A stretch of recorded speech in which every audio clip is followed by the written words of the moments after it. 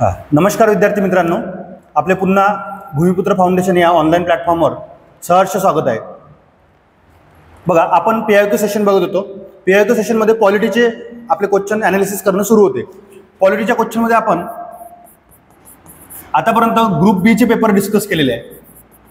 Group बी चे paper discuss केलेले आहे. एक 2024चा पेपर डिस्कस केला, 2023चा पेपर जो एकत्र झाला होता तो डिस्कस केला, 2022चा पेपर डिस्कस केला आणि 2021चा पेपर डिस्कस केला. हे सर्व पेपर डिस्कस करताना पॉलिटीचे मुद्दे बघितले. आपण फक्त पॉलिटीचे क्वेश्चन डिस्कस केले की पॉलिटीवर आतापर्यंत कसे प्रश्न विचारले, कुठल्या मुद्द्यांवर प्रश्न विचारले, काही प्रश्नाचे उत्तर आपल्याला स्टडी बेसवर मिळत होते, काही प्रश्नाचे उत्तर आपल्याला ॲनालिसिस करून थोडं आपलं डोकं जाम होत होतं आणि थोडं आपल्याला लॉजिक डेव्हलप करायचं होतं. आता जे गट क चे पेपर, गट क च्या दृष्टीने आपण तयारी करत आहे, तर गट क चे दोन पेपर आपल्याकडे आहे. एक 2022चा आहे आणि एक 2021चा आहे. तर या गट क च्या पेपरमध्ये पॉलिटीचे प्रश्न कसे विचारले आणि कुठल्या लेवलला ते आयोगाने नेऊन ठेवलेले आहेत ते आपल्याला बघायचं आहे. एक 22चे बघू आणि एक 21चे बघू. चला आता स्टार्ट करूया आपण 2022चा पेपर गट क चे आणि त्यातले कुठले प्रश्न पॉलिटीचे. चलो आगे बढ़ेंगे. 16 नंबरचा प्रश्न आहे मला वाटतो.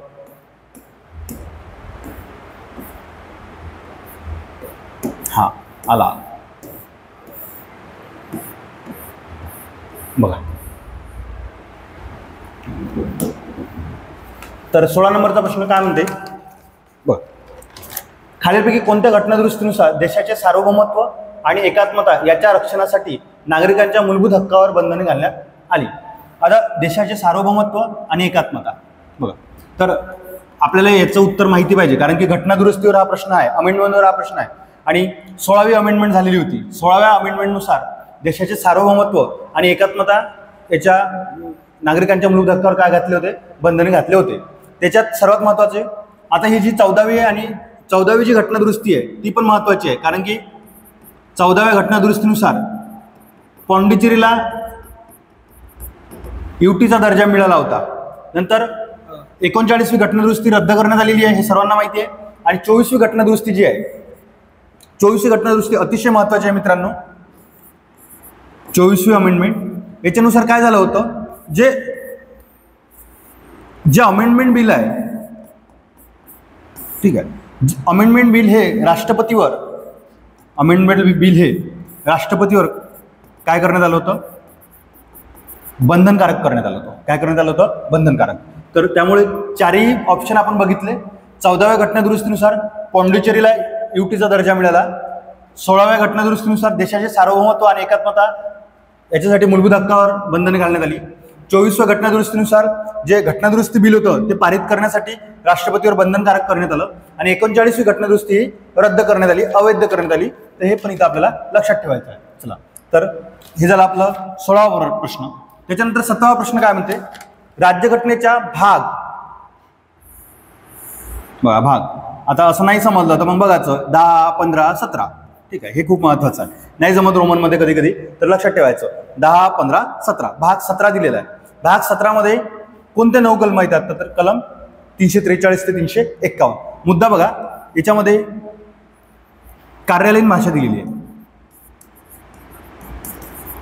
कार्यालयीन भाषा, तर कार्यालयीन भाषा संबंधित म्हणजे कलम 343, 44, 45, 46, 47, 48, 49 आणि 351 हे जवळजवळ 9 कलम आहे जे कोणत्या भागामध्ये दिलेले आहे, भाग 17 मध्ये. आणि त्याच्यामध्ये कुठले मुद्दे दिलेले आहे, कार्यालयीन भाषा. तर हे पण इथं आपल्याला लक्षात ठेवता येते. पुढचा मुद्दा, पुढचा प्रश्न बघ. 18 नंबरचा प्रश्न, भारताची संविधान सभा बनवण्यासाठी मागणी इंग्रजांनी कोणत्या वर्षी मान्य केली. जेव्हा आपण बघा मित्रांनो, याचा आन्सर 3 नंबर आहे, परंतु त्या आन्सरकडे जात असताना तुम्हाला हे माहिती पाहिजे, घटनानिर्मिती हा टॉपिक आपण बघितलेला आहे. घटनानिर्मिती हा टॉपिक आपण बघितलेला आहे. या टॉपिकनुसार तुम्हाला सर्वांना माहिती आहे 1922 मध्ये महात्मा गांधींनी मागणी केली होती. 1934 मध्ये मानेंद्रनाथ रॉय यांनी मागणी केली होती. पुन्हा 1934 मध्ये काँग्रेसने सुद्धा INC ने मागणी केली होती. नंतर पुन्हा 1938 मध्ये पंडित जवाहरलाल नेहरूंनी मागणी केली होती. आणि सर्वात महत्त्वाचा 1940 मध्ये ऑगस्ट ऑफर आली, ऑगस्ट ऑफर आली, ठीक आहे. आणि ते कोणी आणली होती? लॉर्ड लिनलिथिगो, लिनलिथिगो. आणि हा जो इंग्रज अधिकारी आहे, ठीक आहे, तेव्हाचा व्हाईसराय, आणि यांनी प्रथम म्हटलं होतं की भारताला घटना असली पाहिजे, भारताला काय असली पाहिजे? घटना असली पाहिजे. भारतासाठी काय निर्माण केलं पाहिजे? संविधान निर्माण केलं पाहिजे. आणि कोणत्या वर्षीची गोष्ट आहे? 1940ची. आणि तोच प्रश्न विचारला, भारताची संविधान सभा बनण्यासाठी इंग्रजांनी कोणत्या वर्षी ती मागणी मान्य केली? तर प्रथमच कोणत्या वर्षी? 1940. तर हे लक्षात ठेवायचं आहे. 1922 मध्ये गांधीजींनी, 1934 मध्ये रॉय यांनी, 1934 मध्ये पुन्हा INC ने मागणी केली, 1938 मध्ये पंडित जवाहरलाल नेहरूंनी मागणी केली. पण प्रथमतः ब्रिटिशांनी कधी मागणी केली किंवा ती मागणी मान्य कधी केली? तर 1940 मध्ये, ज्याला आपण ऑगस्ट ऑफर म्हणतो. आणि ऑगस्ट ऑफर कोणी मांडली होती? लॉर्ड लिनलिथिगो, तेव्हाचा व्हाईसरॉय. चलो पुढचा प्रश्न बघ. भारतीय लोक आपल्या देशाचे प्रशासन किती उत्तम प्रकारे चालवू शकतात हे पाहण्यासाठी 1930 ते 1932, मी आधीच म्हटलं की पॉईंट हे असतात. बघा, काही प्रश्नाची उत्तर जरी आपल्याला येत नसते पण आयोग ऑलरेडी आपल्याला त्या प्रश्नामध्ये की पॉईंट देतात. तर तो नंबर की पॉईंट दिला आहे 30 ते 32 मध्ये. दरम्यान लंडनमध्ये कोणत्या परिषदा? गोलमेज परिषद. सर्वांना माहिती किती झाल्या रे? 3 परिषदा. चलो 20 नंबरचा प्रश्न. भारतीय संविधानाच्या कलम 154 प्रमाणे राज्याची कार्यकारी सत्ता यांच्याकडे असतात. तर राज्यपाल. मला सांगा, केंद्राची कार्यकारी सत्ता कोणाकडे असते? राष्ट्रपतीकडे. आणि मग राज्याची कोणाकडे असणार? कोणाच्या नावाने चालते? राज्यपालाच्या. आणि ऑलरेडी ग्रुप बीच्या PIQ मध्ये आपण डिटेल्स बघितली. कलम 153, 154, 55, 56, 57, 58, 59 ह्या सर्व कलम आपण डिस्कस केलेल्या आहे. त्यामुळे हा सरळ आणि स्टडी बेसवर प्रश्न आहे की कलम 154 नुसार राज्याची कार्यकारी पॉवर, एक्झिक्युटिव्ह पॉवर कोणाकडे असते? तर कोणाकडे असतात? राज्यपालाकडे. आणि केंद्राची कोणाकडे असते? राष्ट्रपतीकडे, प्रेसिडेंटकडे. ठीक आहे. चला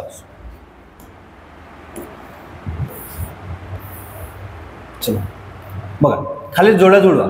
चला, आपल्याला जोडा जुळवाचा चांगलाच अनुभव आहे. तर बघू आपण आता ABCD बंदी प्रत्यक्षीकरण. आणि नाही समजलं तर इथं बघा, त्याच्यासाठीच आयोग इंग्लिशमध्ये देतात. आता बघा, हे कशा संबंधित आहे? तर तुम्हाला सर्वांना माहित आहे की भाग 3 मध्ये, ठीक आहे, घटनेत काय दिलेलं आहे रे? मूलभूत हक्क. काय दिलेले आहे? मूलभूत हक्क. त्याला फंडामेंटल राईट्स म्हणतो. आणि या मूलभूत हक्कात जर उल्लंघन झालं तर कलम 32 नुसार किंवा म्हणजे कलम 32 नुसार सुप्रीम कोर्टमध्ये आणि कलम 226 नुसार हायकोर्टमध्ये आपण आपल्या हक्काची काय करू शकतो? मागणी करू शकतो. मग त्यासाठी सुप्रीम कोर्ट आणि हायकोर्ट वेगवेगळ्या प्रकारचे काय करत असतात? वेगवेगळ्या प्रकारचे ऑर्डर काढत असतात, ऑर्डर पारित करत असतात. हे आपल्या इथं लक्षात घ्यायचं आहे. मग त्या ऑर्डरची इथं उदाहरणं दिलेली आहे. बंदी प्रत्यक्षीकरण, परमादेश, अधिकार पृच्छा, उत्प्रेषण. तर मग आता बघा, जर बघितलं, बंदी प्रत्यक्षीकरण अटकेसाठी असते 4, ठीक आहे. नंतर परमादेश, अधिकारास कार्य करण्याचा आदेश दिला जाते, ठीक आहे. नंतर इथं अधिकार पृच्छा, पदाची कायदेशीर तपासणी. आणि उत्प्रेषण, खटला कनिष्ठ न्यायालयाकडून वरिष्ठ न्यायालयाकडे हस्तांतरित करणे. रिट्स आपण त्याला म्हणतो. ऑर्डरपेक्षा आपण त्याला कोणता शब्द वापरतो? रिट्स, ठीक आहे. तर रिट्स कोण काढत असते? सुप्रीम कोर्ट कलम 32 नुसार, आणि सर्वोच्च न्यायालय, आणि उच्च न्यायालय म्हणजे हायकोर्ट कलम 226 नुसार. आणि आज बघा, आज रामनवमी असल्यामुळे मुद्दा मला सांगायचा आहे. तर जो आपला घटनेचा भाग 3 आहे, जो आपला घटनेचा भाग 3 आहे, तर या भाग 3 वर जे आपले फंडामेंटल राईट्स आहे, तर या भाग 3 वर रामराज्याचं चित्र दिलेलं आहे. कशाचं चित्र दिलेलं आहे? रामराज्याचं, ठीक आहे. तर भाग जो आपला घटनेचा भाग 3 आहे, ज्याच्यामध्ये फंडामेंटल राईट्स दिलेले आहे, तर त्याच्यावर कशाचं चित्र दिलेलं आहे? रामराज्याचं चित्र दिलेलं आहे. हा मुद्दा सांगण्याचा मुद्दा असा की आज रामनवमी आहे. तर रामनवमी निमित्त सर्वांना शुभेच्छा ऑलरेडी दिलेल्या आहे. पण हा पण मुद्दा इथं लक्षात ठेवा की भाग 3 वर कशाचं चित्र दिलेलं आहे? आपल्या रामराज्याचा. की आपलंही रामराज्य असलं पाहिजे, आपल्या देशातही कल्याणकारी राज्य प्रस्थापित झालं पाहिजे, हे ऑलरेडी भाग 3 न सांगितलेलं आहे. तर तुम्हाला हा प्रश्न विचारला जाऊ शकते की भाग 3 जो ज्याच्यामध्ये फंडामेंटल राईट दिलेले आहे, त्याच्यावर कशाचं चित्र आहे? तर रामराज्याचं, ठीक आहे. तर हा पण पॉईंट महत्वाचा आहे.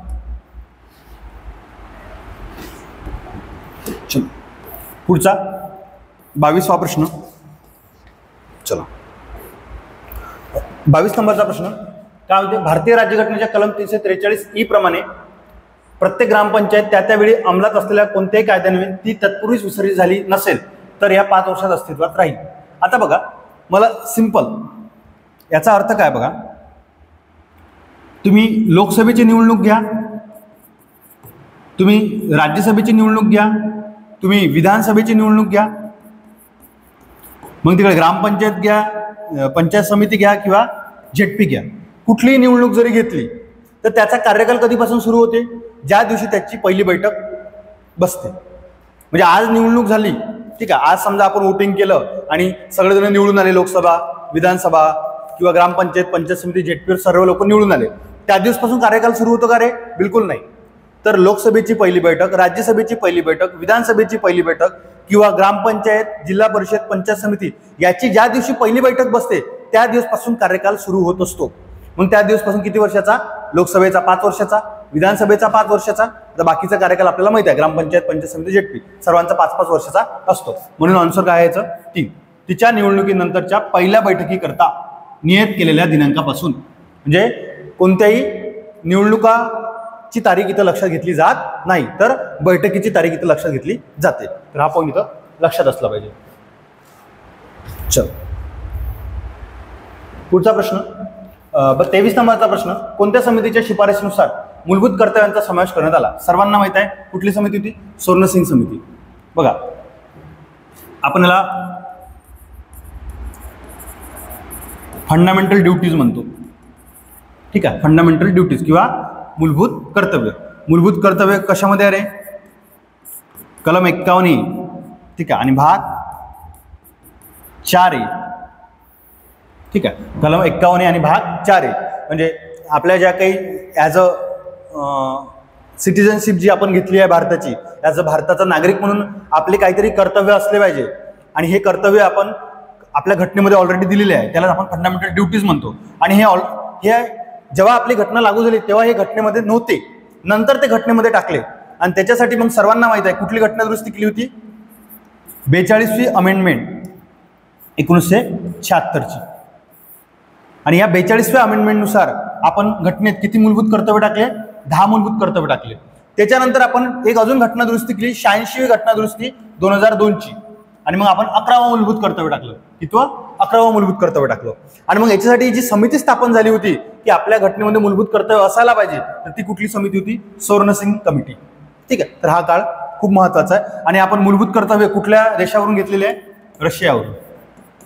कुठून घेतलेले आहे? रशियावरून. तर हे पण तुम्ही इथं लक्षात घ्या. चलो आगे बढ़ेंगे.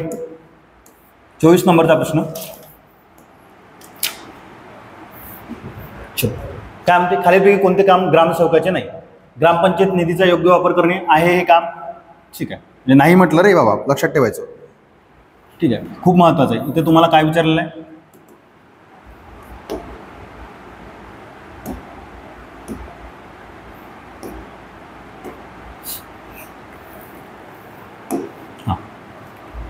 खालीलपैकी कोणते काम ग्रामसेवकाचे नाही?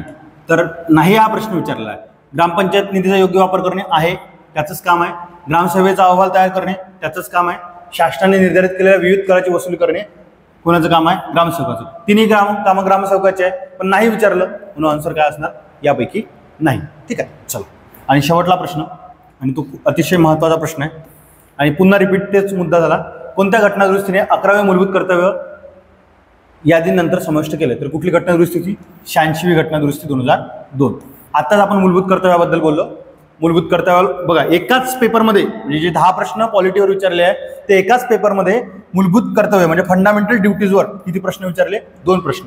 म्हणजे पेपर जेव्हा आपण अनालिसिस करतो, PIQ जेव्हा आपण अनालिसिस करतो, तेव्हा अभ्यास करताना कलम 1 ते कलम 51A एवढं करा, जवळजवळ 10 पैकी 6 ते 7 प्रश्न तुमचे काय होणार? सॉल्व्ह होणार. तर हा गट क चा पेपर होता, तो होता 2022चा. ठीक आहे, तर आता आपण बघू 2021चा पुढचा पेपर. चलो. आणि आपला पॉलिटीच्या डिस्कशन मधला शेवटला पेपर असेल तो. म्हणजे इथं आपलं पॉलिटीचं डिस्कशन थांबून जाईल आणि आपण मग नंतर इकॉनॉमिकच्या डिस्कशनला सुरू करू.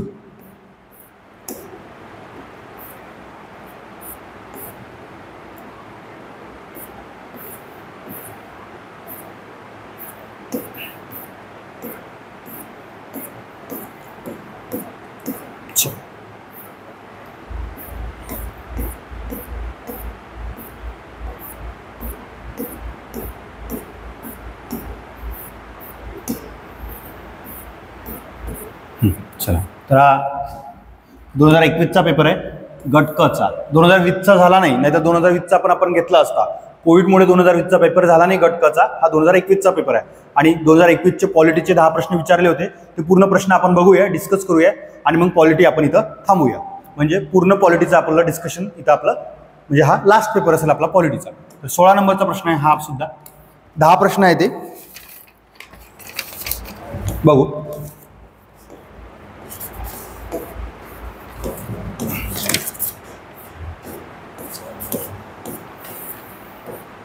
आला, समोर गेलो होतो आपण. चल घ्या. हां, आताच मूलभूत कर्तव्य पाहिले. पुन्हा बघा, भारताची संप्रभुता, एकता आणि अखंडतेचे रक्षण करणे आणि ती कायम राखणे हा उल्लेख खालीपैकी कुठे आलेला आहे. आता बऱ्याच जणांनी उत्तर हे मारलं, पण एक लक्षात घ्या, प्रॉपर जेव्हा तुम्ही अभ्यास करता तेव्हा कशामध्ये दिलेलं आहे, मूलभूत कर्तव्य. आणि मूलभूत कर्तव्य ऑलरेडी आपण बघितलेले आहे. ठीक आहे. त्यानंतर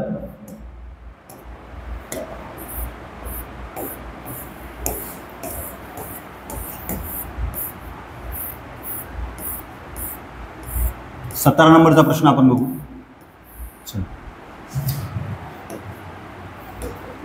राज्याच्या महाधियुक्त संबंधित खालील विधान विचारात घ्या. तुमचा फेवरेट आहे रे बाबा, घ्या. महाधियुक्त आला, कलम 165. कलम 165 बघा काय म्हणते.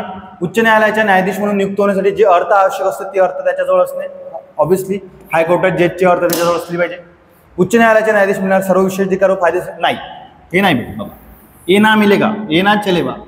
पारिश्रमिक असते. हा, मंत्र्यांना जे विशेष अधिकार आहे ते मात्र महाधियुक्ताला लागू आहेत, हे लक्षात ठेवायचं आहे तुम्हाला. ए नंबरचं विधान बरोबर आहे, पण बी नंबरचं विधान काय चुकलेलं आहे. मग विधान बरोबर विचारलं, बी चुकलं, बी चुकलं, बी चुकलं, म्हणजे कोणतं बरोबर आहे असं माहिती पाहिजे. बघा, बी नंबरचं विधान मला चुकीचं भेटलं, आन्सर निघाला माझं. हो, जादू.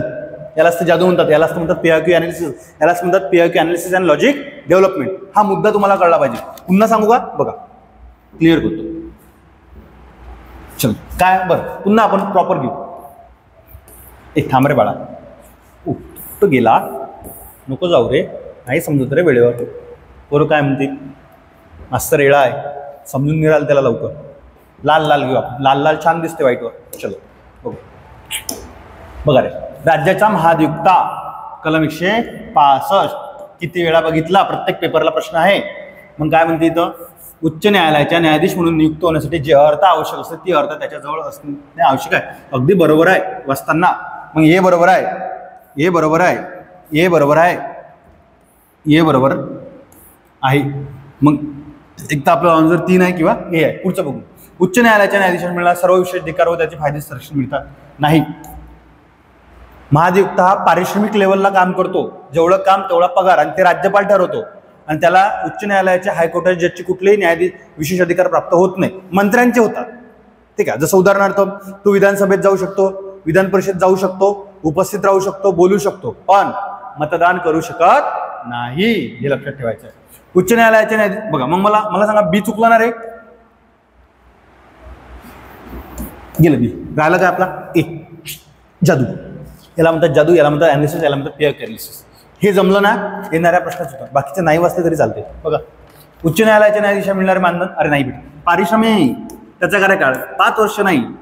कत्ते बजा सकता हो, राज्यपाल के हात में हो, कधी धाडायचं कधी नाही धाडायचं, हेच बघत आलेलं आहे आता. चलो नंतर बघा, खालीपैकी कोणत्या समितीने महाराष्ट्र ग्रामपंचायत सरपंचाची निवड, बाबा बी, पी बी पाटील समिती होती, माहीत असलं पाहिजे. बाबुराव काळे समिती, बोंगरवाड समिती, वसंतराव नाईक समिती सर्व महाराष्ट्रातील पंचायत राज संबंधितल्या समिती आहे.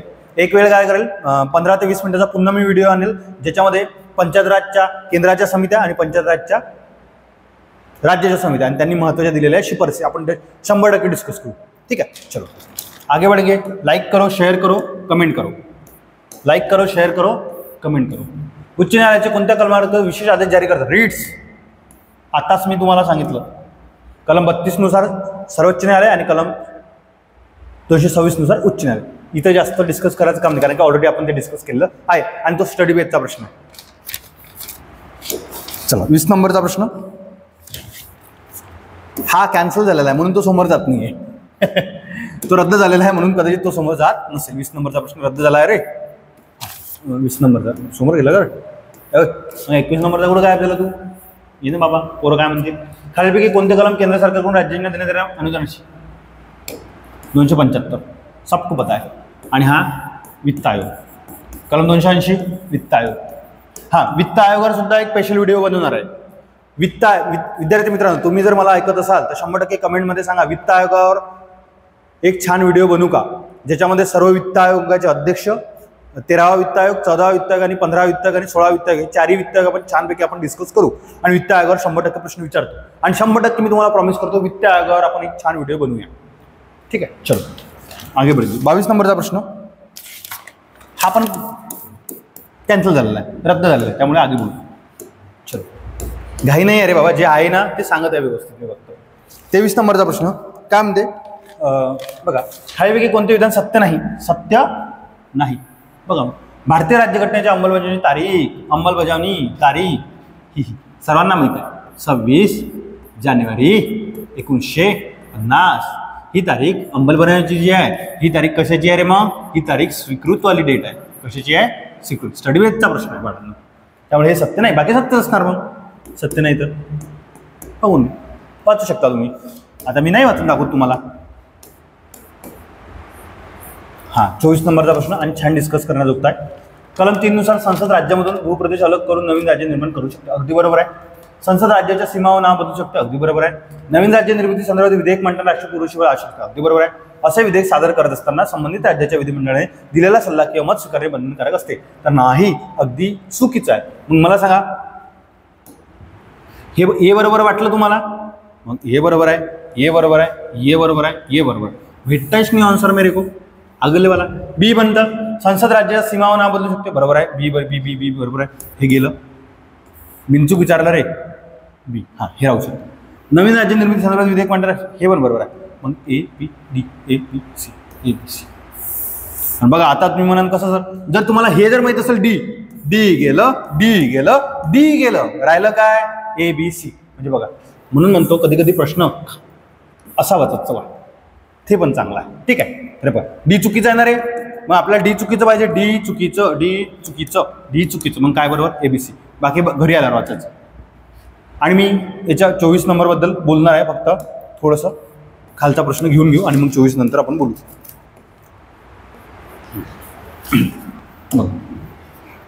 काय म्हणते बघा. हां, खालील विधान विचारत द्या. मुख्यमंत्र्यांच्या व्यतिरिक्त राज्याच्या मंत्रिमंडळातील एकूण सदस्य संख्या त्या राज्याच्या विधानसभेच्या एकूण सदस्य संख्येच्या 15% जास्त. हे बरोबर आहे, पण इथं व्यतिरिक्त नाही पाहिजे, सहित पाहिजे. म्हणजे आम्हाला त्याच्यामध्ये 15% चालते, पण सोबत कोण पाहिजे? आमचे साहेब पाहिजे, CM साहेब पाहिजे, तेव्हा विषय बरोबर आहे. मुख्यमंत्र्यांच्या व्यतिरिक्त राज्याच्या मंत्रिमंडळ सदस्य संख्या 12पेक्षा कमी असते का? पुन्हा आलं, सहित पाहिजे रे आम्हाला. काय पाहिजे? सहित. सोबत घ्यायचं आहे आम्हाला. मुख्यमंत्री साहेबांना वेगळं टाकायचं नाही आहे. मुख्यमंत्री म्हणजेच मंत्रिमंडळ सोबत चालायचं आहे, म्हणजेच सहित, व्यतिरिक्त नाही. म्हणून दोन्ही विधाने काय आहे? चुकीचे आहे. कुठली घटनादुरुस्ती होती रे? 91वी घटनादुरुस्ती 2003ची. ज्या घटनादुरुस्तीनं केंद्रातल्या मंत्रिमंडळाची संख्या आणि राज्यातल्या मंत्रिमंडळाची संख्या काय केलेली आहे? फिक्स केलेली दिसते. आणि चलो अब आगे बढ़ेंगे. आणि मला कोणता प्रश्न बघायचा आहे तुम्हाला? हा प्रश्न बघायचा आहे बघा हा. आणि हा आपण छान समजून घेऊ. पहिले हे क्लोज करू, मग इकडे जाऊ, हे असं ओपन करू. ये रे बाबा, येत नाही म्हणते. मग स्प्लिटमध्ये जाऊ, स्प्लिटमध्ये गेल्यावर मग आपण नोटमध्ये जाऊ, नोटमध्ये गेल्यावर आपण इकडे जाऊ. आता हा प्रश्न आता समजून घेऊ. प्रश्न काय बघा, प्रश्न आहे बघा, म्हणजे कोणता कोणता पेन घ्यायचा? सरनीश हा पेन घ्यायचा. सांग. प्रश्न असा आहे बघा, भाग 1 कलम 1 ते 4 कोणता प्रश्न संबंधित आहे माहिती आहे मित्रांनो? हे 24 नंबरचा प्रश्न बघा. कलम 1 काय म्हणते? कलम 1 मध्ये काय दिलेलं आहे? अनुसूची 1 प्रमाणे केंद्रशासित प्रदेश, घटक राज्य आणि संपादित केलेले राज्य यांची नावे क्षेत्रफळ सगळं कुठं दिलेलं असेल अनुसूची 1 मध्ये. अशी कोणती कलम म्हणते? कलम 1. कलम 2 काय म्हणते? नवीन राज्यांची स्थापना.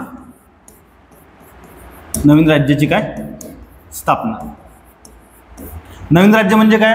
जर समजा आपण एखाद्या बाजूचा भूप्रदेश जिंकलेला असेल, ठीक आहे, एखादा भूप्रदेश जसं आपण समजा फॉर एक्झाम्पल म्हणू शकतो गोवा हे भारताला लागून नव्हतं, मग गोवा आपण जिंकलं किंवा पॉंडिचेरी आपण जिंकलं, मग ते आपण आपल्या राज्यामध्ये किंवा आपल्या देशामध्ये नवीन ऍड केले ना, आणि मग त्याला जर राज्याचा दर्जा दिला तर ही कलम 2 म्हणते. ठीक आहे. आणि मग कलम 3 काय म्हणते? कलम 3 म्हणते नवीन राज्याची निर्मिती. म्हणजे महाराष्ट्र ऑलरेडी राज्य आहे, त्याच्यापासून 2 राज्य करणे, महाराष्ट्र किंवा विदर्भ. किंवा फॉर एक्झाम्पल उत्तर प्रदेश मोठं राज्य आहे, त्याच्यापासून 2 राज्य करणे. जसं उत्तर प्रदेशमध्ये उत्तराखंड बाहेर पडले, पण उत्तर प्रदेश ऑलरेडी भारताचा भाग होता ना, मग अस्तित्वात असलेल्या राज्यापासून जेव्हा 2 राज्य तयार करते तेव्हा ती कलम 3 लागू होते.